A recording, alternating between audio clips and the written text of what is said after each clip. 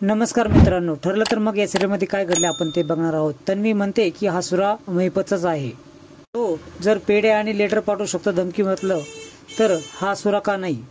पूर्णाजी, तू मंदिरात जायचं असं तर एकटी जाऊ नको, माझं जे होईल ते होईल, पण मी या घरावर संकट येऊन देणार नाही असं तन्वी बोलते। वात्सल्य आश्रमाच्या केसने सर्वच काही बदलून टाकलं आहे। पूर्णाजी बोलते, आपण पोलीस कंप्लेंट करूयात का। बाहेर फेकायला लागते त्याच वेळेस अश्विन अडवतो। इन्व्हेस्टिगेशन करायसाठी या सर्व गोष्टी लागतील, तू फेकू नकोस असं तन्वीला अश्विन बोलतो। म्हणतो, आजपर्यंत महिपतने आपलं काही वाकडं केलं नाही आणि आज करू देखील शकणार नाही। म्हणतो, हे दादाला कळवायला पाहिजे। कळवणार सायलीच्या चाळीमध्ये काय म्हणालीच असं कल्पना बोलते। ती पॉलिशी मारते आणि तो ऑफिसला जातच नाही, तो चाळीमध्ये जातोय असं सांगते। म्हणतो, हे तुला कसं कळालं। त्यावेळेस तन्वी बोलते की चैतन्यचं बोलणं फोनवर असताना मला कानी पडलं। अर्जुनला काही डोचू नका असं ती तन्वी सर्वांना रिक्वेस्ट करते। अर्जुन तिथे येतो। काय झालं, एवढं तुम्ही सिरियस का आहेत असं तो विचारतो। अर्जुनला चाकू, धमकीवाला पत्र आणि पेढे ते दाखवतात। त्यानंतर अर्जुन म्हणतो, एवढी त्याची हिंमत। अर्जुन म्हणतो, महिपतचं डोकं फिरलंय वाटतं, त्याला धडा शिकवायलाच पाहिजे असं तो बोलतो। एकदा जेलमध्ये जाऊन आला, त्याचं मन भरलं नाही वाटतं। तन्वीची मात्र चांगलीच टरकते, चांगलीच ती घाबरते। अरे बापरे, हे काय मी करून बसले असं ती विचार करते। तो सुरा कुठं आहे, त्याला कोणाचे फिंगरप्रिंट दुसऱ्याचे नाही ना असं अर्जुन बोलतो। दिवसभर कुठे होतास हे सांग मला असं पूर्णाजी बोलते। विविध प्रश्न अर्जुनला करू लागतात। त्याचा संबंध आपल्याला सायलीशीच जोडला आहे ना, तिलाच भेटायला जातो आहेस। आताच्या आत्ता महिपतच्या घराबाहेर भेट असं कोणावर संग तरी फोनवर बोलतो आणि तो निघून जातो। साक्षीला फोन लावते आणि मी काय करून बसले हे सर्व तिला सांगते। इकडे मात्र चाळीतील लोक संक्रांत जोरात साजरी करायची म्हणून एकत्र असतात। वर्षी एका नव्या जोडप्याला पतंग उडवायचा मान मिळतो अशी कुसुम इकडे बोलते। मान कोणासाठी आहे यासाठी चिठ्ठ्या काढायच्या आहेत। वळे काकू त्या चिठ्ठ्या काढतात।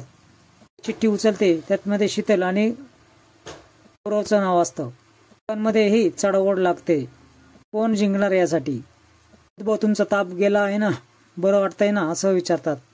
अर्जुन चैतन्याला भेटतो। काय केलं आहे त्या महिपतने असं चैतन्य विचारतो।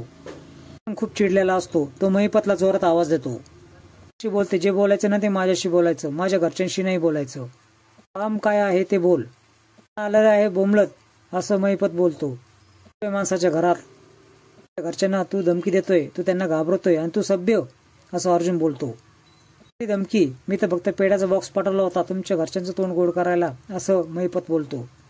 कसं, तुमचं पारडं जड होतं म्हणून तुम्ही मला पेढे पाठवलेत, आज आमचं आहे म्हणून मी पाठवले। तुला चांगलं माहित आहे तुझ्या पेढ्याबद्दल मी बोलत नाहीये, मी सूर्याबद्दल बोलत आहे। तेच कन्फ्युज झालं आहे, तुझा जीव घेऊ की पोलीस कंप्लेंट करू। महिपत बोलतो, मी फक्त पेढे आणि लेटरच पाठवलं, ते छोटंसं, पण सुरा कुठून आला।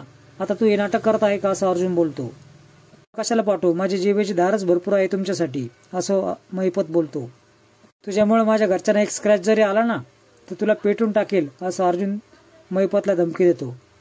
बापाचं राज्य आहे का, मी जे करतो ना ते दणकून करतो, खोटे आरोप सहन करणार नाही हा महिपत असं बोलतो। त्यानंतर साक्षी दोघांनाही बाजूला करते। पुरावा आहे तुझ्याकडे ते दाखव असं साक्षी बोलते। पुरावा असता तर आतापर्यंत हा महिपत जेलमध्ये असला असता। त्या दिवशी माझ्याकडे पुरावा असेल ना त्या दिवशी तू मेला असे समज असं अर्जुन धमकी देऊन जातो। कुसुम चैतन्याला फोन करते आणि एक निरोप द्यायचा आहे असं सांगते। चाळीमध्ये पतंग उत्सव आहे, निमंत्रण दिलं आहे असं सांगा अर्जुनला। उडवायची जुगलबंदी चांगलीच या ठिकाणी रंगत असते चाळीमध्ये, त्यात जो जिंकेल तो संसाराचा राजा असतो असं कुसुम निरोप देते। फोन ठेवतो। त्यानंतर अर्जुन तिथे येतो। चैतन्य विचारतो, काय झालं आतमध्ये। पतचं मला नाव देखील ऐकायचं नाहीये। माणसांना जेलमध्ये असायला हवीत, 5 मिनिटांमध्ये मी त्याला जेलमध्ये टाकतो की नाही बघच तू असं तो बोलतो। मूड चांगलं होण्यासाठी एक तुला गोष्ट सांगतोय, आता कुसुमताईंचा फोन आला होता, तिला काही झालं नाही ना, बऱ्या आहेत त्या, चल आपण तिकडे जाऊयात असं बोलतो। ताई काय बोलल्या असं जे सगळं कुसुमताई ज्या बोलल्या ते सर्व चैतन्य सांगू लागतो। कपलची पतंग उडवायची कॉम्पिटिशन माझ्यामध्ये आणि मिसेस सायलीमध्येच होणार।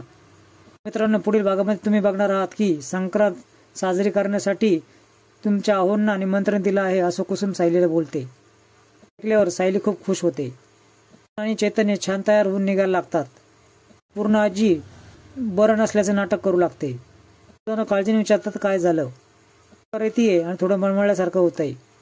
पूर्ण आजी बोलते, चाळीमध्ये पतंग उडवण्याची कॉम्पिटिशन सुरू असते. अर्जुनची वाट सर्वजण बघत असतात. अर्जुन इकडे अडकला असतो. आता आजी नॉर्मल होती, नाश्ता करत होती, मग अचानक काय झालं असं अर्जुन विचार करतो.